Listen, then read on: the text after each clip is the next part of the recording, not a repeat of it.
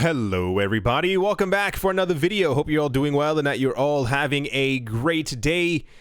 A lot of stuff happening in the cryptocurrency space is actually getting a little bit too insane, and without further ado, let's jump right into it because the Facebook topic is actually completely getting out of hand. French Minister of the Economy and Finance intends to ask for guarantees from Facebook in regards to its forthcoming digital currency known as Libra. This was said by media outlet Europe 1. This was reported yesterday, the 18th of June. The Minister of the Economy and Finance, Bruno Le Maire, told Europe 1 that Facebook's long-awaited stablecoin Libra is an attribute of the sovereignty of the states and should remain in the hands of the states and not of the private companies which answer to private interests. Le Maire stated that he will ask for guarantees from the social media giants, such as the guarantee that this instrument of transaction cannot be diverted to finance terrorism or any other illegal activity. Le Maire also asked the governor of the G7 central banks to report what guarantees are to be obtained from Facebook. Le Maire said, and I do quote, "We have to make sure that there is no risk for the consumer. It is our role as a state to protect consumers.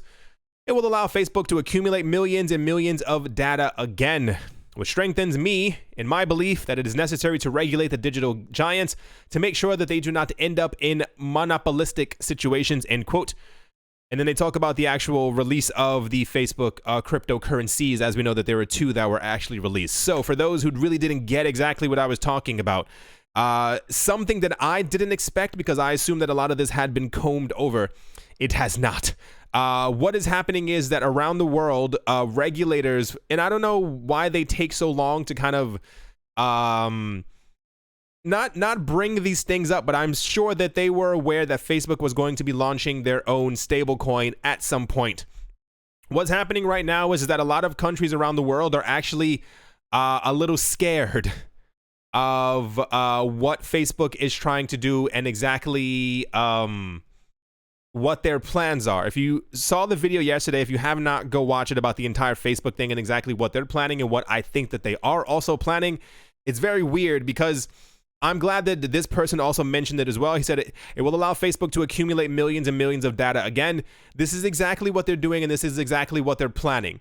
Also right here, so first of all, this is just what's happening in France. This is happening all across Europe as well, where other European leaders are also like, hey, something's not right here, and I'll tell you exactly why they don't think that something is right. Also, the head of the U.S. Representatives of Financial Services Committee wants Facebook to stop developing its new Libra cryptocurrency network, at least temporarily. Congresswoman Maxine Waters asked Facebook to halt development of the Libra network until hearings can be held. The move follows a letter written to her by her Republican counterpart, Representative Patrick McHenry. McHenry wrote, and I do quote, "We know there are many open questions as to the scope and scale of the project and how it will conform to our global financial regulatory framework," he said. "It is incumbent upon, as policymakers, to understand Project Libra. We need to go beyond the rumors and speculation to provide a forum to assess this project and its potential unprecedented impact on the global financial system. Keep that in your mind." In a statement, Waters said, "With the announcement that it plans to create a cryptocurrency, Facebook is continuing its unchecked expansion and extending its reach into the lives of its users." So she added that there is currently no clear regulatory framework to provide strong protections for investors, consumers, and the economy. We look forward to responding to lawmakers' questions as this process moves forward, it says by a Facebook spokesperson. And I'll give it to you as straight as possible. The idea of protections, strong protections for investors and consumers is a lie. What it comes down to is the economy. It says it right here. Its potential unprecedented impact on the global financial system. I was shocked yesterday because it's something that didn't even enter my head. A lot of the talk that we've been having recently in the cryptocurrency space about the Facebook cryptocurrency has kind of come down to, is it an XRP killer? Is there any point of lumens? Is Bitcoin in trouble? Is Bitcoin going to do really well? This is the only discussions that we've really been having, and what we really didn't keep in mind is that Facebook created, some people don't call it a cryptocurrency. If I call it a cryptocurrency, it's because I'm used to saying the term cryptocurrency. They created a coin, a stable coin that's going to be backed by other assets, and that it's how do I even put this into words? What they're developing is going to be larger than most central banks that we already have in the world. I think it says it somewhere around here. Yeah, for those who are not looking at the screen, it says the Libra reserve is allegedly a store of real assets that should supposedly grant the token stability, low inflation, global acceptance, and fungibility. Apparently, what it says in the white paper, and according to not even rumors, the actual information about the coin that Facebook is making, is that it's not going to be entirely backed by the US dollar, which is what a lot of people thought was going to happen. Apparently, the people from Facebook are backing and or stabilizing their cryptocurrency on government bonds, government issued so-and-so things, and it's not just from the United States as well. Apparently, they're doing this across the entire world. This was said by, so I can just get to it so I can move on in my head. Here's the actual podcast where I was listening to all of this information. For those who are not looking at the screen, once again, is a podcast called What Bitcoin Did. Not my favorite podcast. It's kind of all over the place sometimes, but this was probably one of the better episodes.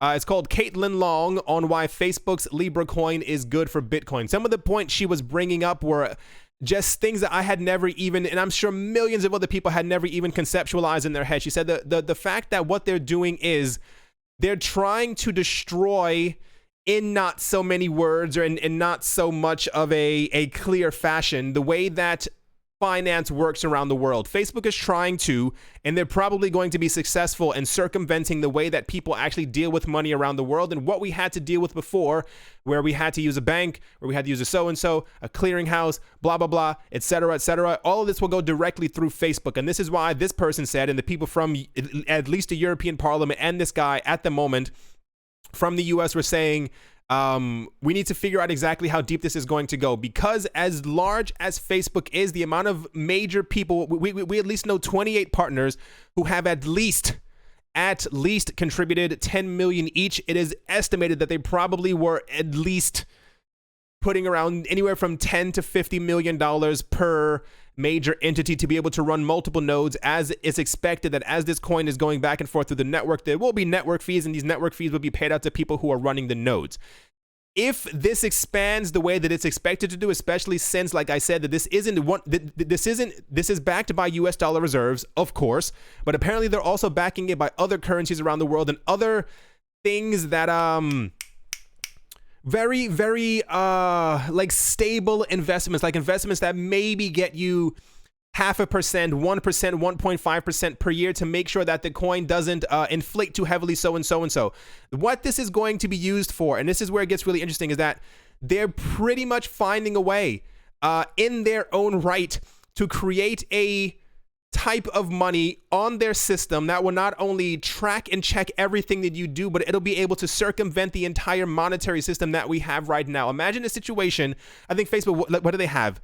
Is from 1.5, 2 billion people on their platform. I think it's actually even more than that across their multiple platforms where they all plan on launching their Libra coin.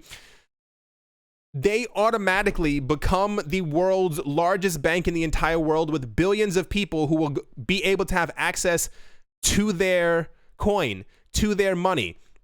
This is why we are hearing, and this is, I mean, it's so fascinating because, like I said, in the cryptocurrency space, we were all like, okay, you know, maybe certain coins will fall from it, maybe they're blah, blah, blah, blah, blah. What they're trying to do is become the world's largest bank through their own cryptocurrency. It is probably obvious that as time goes on, they're going to receive more funding for this, you know, as they see the success of it going on and so on and so forth. But the reason why she was talking about why this is going to actually be good for Bitcoin is that what we're going to be able to see right now, as well as it is expected, that as the people from Facebook have gone to see multiple people across multiple exchanges to actually list their stablecoin, use their stablecoin, so and so and so and so their stablecoin, it is probably going to be listed on major exchange platforms as well, which means that at some point on CoinMarketCap, on CoinCodex, all these other places where we get our prices from, we are going to be able to see the Libra stablecoin on the actual charts, and we'll be able to actually price out in Satoshis and the price of Bitcoin the actual devaluation of the Libra coin as time ends up going on, because it is being backed by other fiat currencies around the world and other assets that now will not be able to hold up in value in accordance with Bitcoin rise in price. It's really like, if you, I think the whole podcast is maybe, I want to say 20-30 minutes long. Like, if you get a chance, really find it, listen to it. Once again, it's called, the podcast is What Bitcoin Did, and it should be the most recent one. It's called Caitlin Long on Why Facebook's Libra coin is Good for Bitcoin. We thought before that the major this is why I said I wonder why it took regulators so long to kind of announce this, that like they needed the actual thing to be announced / mini soft launched to be able to kind of realize that this was going to be a major problem for them. If we get into a situation, this is what I'm also waiting to kind of see as well, is exactly how much money is going to be pushed aside for the stablecoin, i.e. with Tether. We know that they're around, what is it, 2.7 billion Tether or something like that. Tether isn't, neither is Bitfinex. These are not large, major, gigantic companies. Facebook is a behemoth in this world, like an actual, like when you talk about whales, it's the size of all the whales put together. If Tether can have $2.7 billion money, assets, whatever, pushed aside for their stablecoin, I'm expecting Libra to at least have around $50 billion in assets, whatever you kind of want to say, to be able to release this many coins, because you have to also keep in mind they're trying to reach billions of people around the world. There's probably going to be a situation when this coin does come out. I've already seen people in the comment section below. First of all, it's a stable coin. You can't invest in this. You shouldn't be investing in this in the first place. It's absolutely insane that people even thought of that. The second part is that we're going to have a lot of people around the world. We all know these people who don't really care about their privacy, about their own life, about things that are going on, and they're going to try and accumulate as much Facebook coin as possible to be able to brag on social media, to be able to brag to their friends. I have 100, I have so and so and so and so. If you have billions of people on your platform, let's say they have 50 billion and they have 2 billion people on their platform. What is that? 25 Libra per person, give or take. I'm pretty sure that they're also going to have, I know they're going to. They're probably going to have also something at some point to be able to give away free Libra to people so that they can get used to actually sending it back and forth and be able to get used to the actual usage of a cryptocurrency on the platform, so that it's very psychological. It's when you have and you spend it, you want more of it. So Facebook has some type of an incentive where they're giving away 5 free Libra, 10 free Libra to everyone on their platform who signs up first, who does so and so and so, who does all the KYC, AML checks, which is going to be tons and tons of people who are going to, I don't want to say sell their souls for $10, but it kind of is what it is. When they start using that coin, they're going to want to accumulate more of it. What's going to be very, very interesting, and I know this is going to happen, and I know that it's already in the works. I feel in my bones that Facebook is already working with, this is why I said Visa and MasterCard, to try and launch their own coin. We are going to see a pushback unlike anything that we've ever seen in our entire lives. If Bitcoin had a physical office, if Bitcoin was located in Cupertino, if Bitcoin was a place that you could walk into and shut it down, it would have been shut down a very long time ago. Regulators around the world already do not like Facebook. The fact that Facebook is openly doing this to become their own bank to challenge the euro and the US dollar, it's going to be an insane ride for everyone, because I have a very strange feeling with Facebook's power, Facebook's money, they're probably going to be able to not only make this successful, we're going to see a lot of other, a lot more sovereign fiat currencies around the world starting to buckle and crumble under this, because regardless of how much KYC, AML, all the other stuff that's going on, you can't restrict certain platforms too much, especially with the amount of money and lobbying that Facebook has behind it. So people are going to be able to send money through themselves back and forth. Also, what I've also been reading and listening and hearing to is really insane, is that as Facebook coin becomes more popular and more people around the world are using it, and they are restricted by these KYC, anti-money laundering, all these things from all these other sides, like the moment people in Canada start getting messages, you can't send money or you can't send that transaction to people in South America or in South Africa or any other place around the world, this will even drive even more people to Bitcoin. We are in such exciting times. It's incomparable to anything else that I've ever heard of, ever thought of, ever seen in my entire life. I assume these meetings, deliberations, whatever you kind of want to call them, are going to probably happen openly in public. What I think is very funny I mean, maybe it's not very funny. What I think is quite interesting is that normally, whenever lawmakers kind of call for things like this to happen, it usually takes a relatively long time. It's expected that within the next 6 months, Facebook is probably going to launch their coin completely. I think they already launched the app or the something or the blah, blah, blah, whatever they ended up launching. They're only going to get stronger. And I wonder exactly how governments around the world are going to deal with Facebook becoming there. Can you imagine what this is doing to the lawmakers and the regulators of the world to have a situation where not only is Bitcoin expected and poised to not only take over the world, but a company that's been around since around, was it 2006, 2005, 2007? They're going to become one of the largest central banks in the entire world because they've created their own currency. This is where we're getting all this fear and backlash from. I think I'm done talking about the topic, at least for now. I'm pretty sure we're going to get a lot more information from other countries. If this is just what we're hearing from European authorities and within the US, you'd better believe. Can you imagine what this is doing to the other countries that already have crappy currencies? Like the ones that have like 18% inflation per month? I'm pretty sure they're freaking out. And first of all, there are already tons of countries where Facebook is banned. I assume we're going to have a couple more where they're also going to be trying to ban it. Usually what lawmakers have been saying is that they are interested in making sure that Facebook has all the KYC, all the AML stuff in place so that the governments want to know that Facebook is tracking everything and every bit of money that's going back and forth so that all of this information can be relayed back to the governments. This is usually what they care about. However, I feel like there's going to be a very weird gray line in the middle where Facebook is going to say, Facebook has been saying no to a number of countries. I don't know if you guys have been seeing this. A lot of countries have been calling Mark Zuckerberg and whoever's second in line to sit before them and kind of explain things. And they've been like, no, we're not going to go. Like Facebook is becoming very powerful. When they become one of the largest banks in the world, I wonder how many more countries are going to ban Facebook, try to restrict Facebook, or even ban people within their countries from even thinking about touching the Libra coin. Very fascinating. Listen to this podcast. It's going to change your life. We are in very exciting times. I don't know how else to really put that into words. And without further ado, let's move on. Next up, as Bitcoin cracks $9,000 to reach a nearly high, topping $9,300, which it did a couple days ago, Hong Kong residents are paying a premium for the world's largest cryptocurrency.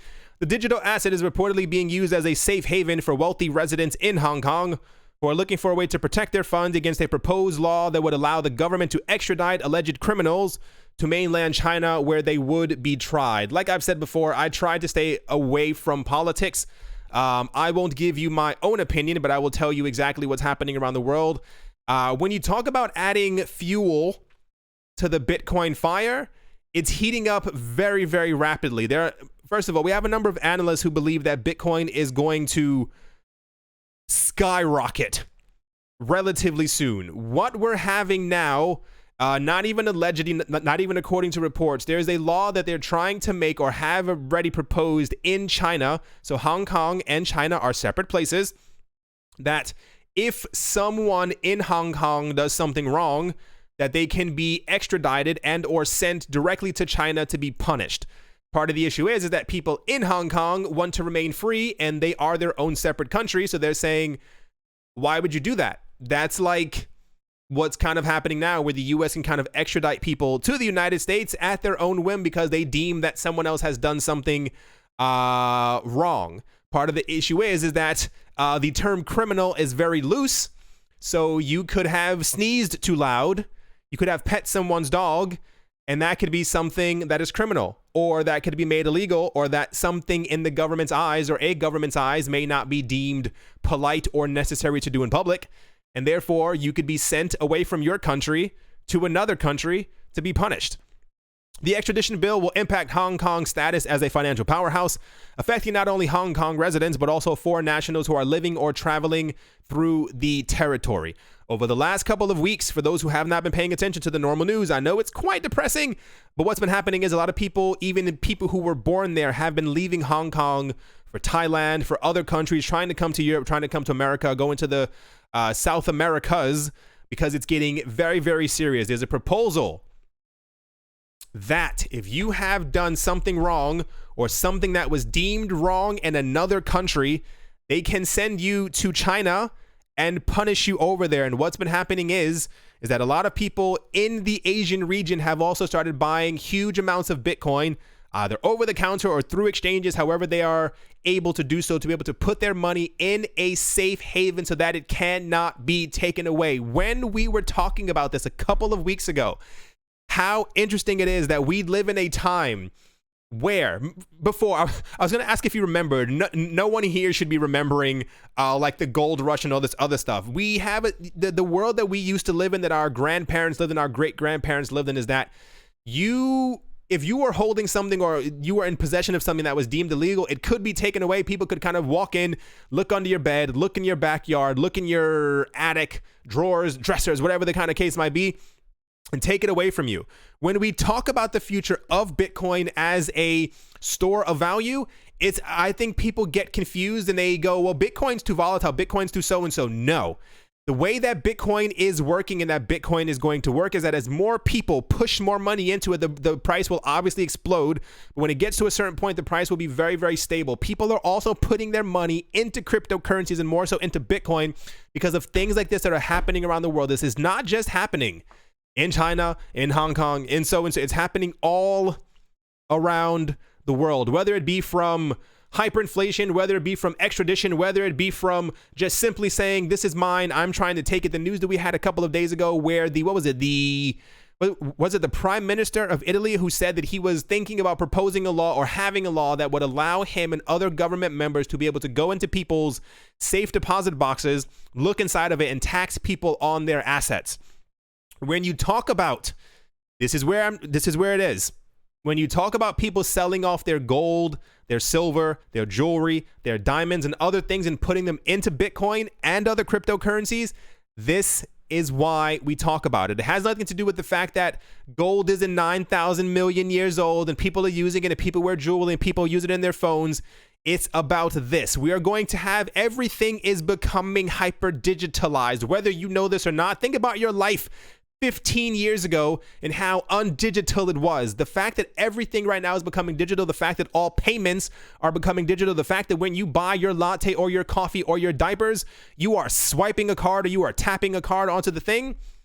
Everything is becoming digital, and governments are doing this because they want to know where all this money is going. And this is why they're freaking out about Facebook coin and why they're freaking out even more so about other cryptocurrencies and why they do not like private transactions cryptocurrencies. As time goes on and more things like this end up happening, we're already seeing this a lot in other countries around the world that are already trying to get rid of cash. And when more things become digital and you are required at every single step, this is why we've seen cryptocurrency exchanges pretty much become mini banks. And those things that are coming in from the Financial Action Task Force is pretty much going to make every cryptocurrency exchange in the world into a mini bank so that they can collect all of your data to know exactly where your money is. You know where you can't really collect data? Through Bitcoin. You know what's going to happen in the next 2 years? Bitcoin is going to have private transactions, especially on the Lightning Network as well, which is also being worked on. Do you see where all of this is going? The world is in a mess right now. It may not seem like it, especially if you are living in a Western country, if you are in the North Americas or in Europe or even certain other parts of Asia, things may be very cushiony for you. In other parts of the world, things are a mess. And this is why we constantly get news about these spikes in local Bitcoins, the spikes in all the other places and all these other websites that have also popped up since local Bitcoins has restricted access to tons of other people around the world. People are desperate. People want control of their own money. People want to know that tomorrow they'll be able to buy food, and people want to know that their money will not be taken away from them. And this is the use case for Bitcoin. When we say the name Bitcoin, it could literally at this point be any other coin. Bitcoin is the number one coin. This is why it remains the top focus, and this is why all the people around the world know the name Bitcoin and why they continue to put their money into Bitcoin as some type of a safe haven. This is going to accelerate. very fast. There's a reason why Bitcoin has tripled in price this year already. I know I got a bit intense, but the world is very intense right now, and I want everyone to really get exactly what's going on, why Facebook created a cryptocurrency, why all these other banks are talking about creating central bank digital currencies. It's because everyone is trying to have control in some sort of way, and what makes Bitcoin special is that there is no country that controls it. There is no office. There is no thing that governments can kind of walk into and see your name directly on it and have your address and go, this is the person who we have to get. This is why cryptocurrencies are important for our future, and this is why Bitcoin is probably going to win the race as the mega store value in the cryptocurrency space. Here's another article talking about it as well. Like, it's really, if you haven't, it takes no more than 38 seconds. Look at videos from the actual protests in Hong Kong. I think it was reported that like around 2 to 3 million people were in the streets, and that's not like an overestimate either. Like, I think government reports were saying, I think it was like 200,000. No. Look at the actual videos. People are annoyed that all of this stuff is happening, and people around the world are starting to push back. And one of the ways that they can be helped is also through cryptocurrencies. Next up, the Litecoin Foundation has announced a new debit card. The soon-to-be-released special edition card will enable users to spend their cryptocurrency either online or in physical store locations anywhere in the world where major credit cards are accepted. The card will support Litecoin, B-Box token, and Turnio. The special edition Litecoin block card is a collaborative effort by 3 crypto companies. Well, there we go. Litecoin, B-Box, and Turnio. Well, that's why they're there. It's developed for everyday shoppers and spenders who want to use cash or crypto like cash. According to the announcement, US-based users will be the first customers, and B-Box Exchange will act as the custodian of user funds, leveraging its $200 million worth of crypto trading volume to help route the deposits and spending for its users. The special edition debit card will first be released in the US residents and soon available for non-US customers. Litecoin creator Charlie Lee says the new card will help propel Litecoin as a mainstream currency for hotels, travel, retail services, entertainment, and shopping. Nice. Cool. Wonderful. We had news in 2018 that the Litecoin Foundation was trying to launch a debit card. I do not think that ended up going through, but apparently they now have officially launched one. Collaborative effort. Kind of cool. Never heard of Turnio. Never heard of B-Box. Not going to own them. Never going to buy them. But good job, Litecoin. I think this is a little bit better than selling cufflinks and the other things that they were doing before. But yeah, Litecoin, debit card. Cool, awesome, amazing. Let's move on. Next up, Binance will soon issue a number of tokens pegged to leading cryptocurrencies on Binance chain to boost the number of trading options on its platform. The tokens are also likely to be extended to Binance Decentralized Exchange. The firm's recently launched Decentralized Exchange as they create the potential to, in effect, move cryptos from different blockchains onto its network. The company said in a blog post that it expects to release the first such token, one pegged to Bitcoin, and to be listed as BTCB in the coming days. A trading pair will be created on Binance.com between the pegged token and BTCB and Bitcoin. The crypto peg tokens based on the exchange's BEP2, a lot of letters, BEP2 format will be backed by Binance's reserve of the peg cryptocurrency. Before the news was announced on Monday, Changpeng Zhao tweeted a warning of an impending move of Bitcoin for that purpose. There we go. That's what happened. We were talking about this yesterday where he said that there were 9,001 Bitcoin being moved. Apparently, they're being moved to the decentralized exchange to be able to collateralize the stable coin that is going to be pegged to the price of Bitcoin. Anyway, yeah, so Binance is launching their own Bitcoin pegged crypto. I wonder if that's going to also be popular, exactly how that's going to work out. To kind of finish things off, Together, spelled with the number 2, a European payment app allowing users to spend via a Visa debit card, is adding Dash to its list of supported coins. Launched in I know Facebook is launching their own card. No, I know it. If Litecoin can do it, and Together can launch their own Visa debit card, that's not me talking down about them. I mean, it's wow. When Facebook launches their own coin, Central banks are going to try and fight back as hard as humanly possible. That's going to be insane. Yeah, Visa debit card is adding Dash to its list of supported coins. Launched in March and available in 19 countries of the European Union. Together now supports 9 tokens, including Bitcoin, Ether, XRP, Bcash, EOS, Stellar, Litecoin, Quantum, and now Dash. Users can buy and sell cryptos using an iOS or Android app, as well as pay for goods and withdraw cash into the ATMs against their crypto holdings. On the back end, the company would exchange clients' crypto for fiat and send euros to the counterparties that accept the payment. The same principle is employed by Together's rival, Coinbase. Card launched in April in partnership with the UK payment processor PaySafe. Kind of cool. We don't hear about Dash that often or ever. It's kind of cool that they've been added to this card. I don't have this card, but I guess it's kind of cool that people now have the option. To be clear, years ago, we didn't have any of these things, so I guess it is a lot more exciting than I'm actually letting on. It was a big problem before when we had first of all, no options to spend our crypto, nowhere to spend our crypto. And the only option that we had, for those of you who were not here years ago, it was terrible. We had that thing where like certain companies were like selling devices where when you wanted to pay, you had to open your phone, you had to unlock it, you had to go into the app, you had to type in your password, and you had to scan their QR code for the amount of money that they were trying to get from you. Then you had to click accept, and then you had to wait sometimes a good 45 seconds, not even joking, to be able to pay with cryptocurrencies. So the fact that we're getting these streamlined things, it's kind of cool. It's awesome. It's amazing. It's wonderful. It's nice. Yeah, so Dash is now on Together's card. Right. As always, my goodness, I'm exhausted. A very special thank you to my Patreon supporters. Auspicious Agile and Blockchain, Professor Wally from Gunbot University, SC Verzely Fine Art, Adobo, Krypton Beer Shipmate, Brady Nield, L. Doug, Jared Schneider, Wise Night Owl, Shaolin Fried Rice, Gilboa Snake, Crypto Joe, Mohair Maroney, Carl Birchenoff, singer-songwriter Mike Savitz, Rai, Woo, Yasha Harari, Amy Starsheen, Jeffrey Ramsey, Crypnotic, Clarity Snowden, Crypto Artist, Cold U3D, Nicholas, One Earth, One Peace, One Love, Setsuna, Nick Kanaya, Richie Rich III, RF Dusty, Cody, Vlad the Impaler, Paxis, Tom and Sarah Losers, Haha, Jeremy the Photographer, Jim Gardner, Minting Coins, Arthur Yako, Nick Mangelavori, Anthony Charles, and Mick Hannick. Thank you all very much for your support.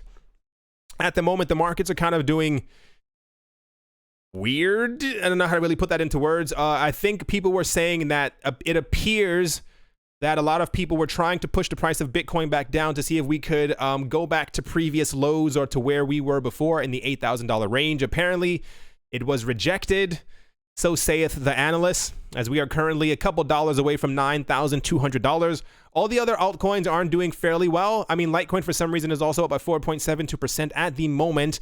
There doesn't seem to be any significant news as to why Litecoin would be up. I don't assume that the launching of a debit card by the Litecoin Foundation would cause the price to go up almost 5%. It seems a little, is the word arbitrary? Seems a little weird that would cause the price of Litecoin to spike. No other coin that I can see at the moment is doing extremely well. Chainlink, Zcash also never really in the news.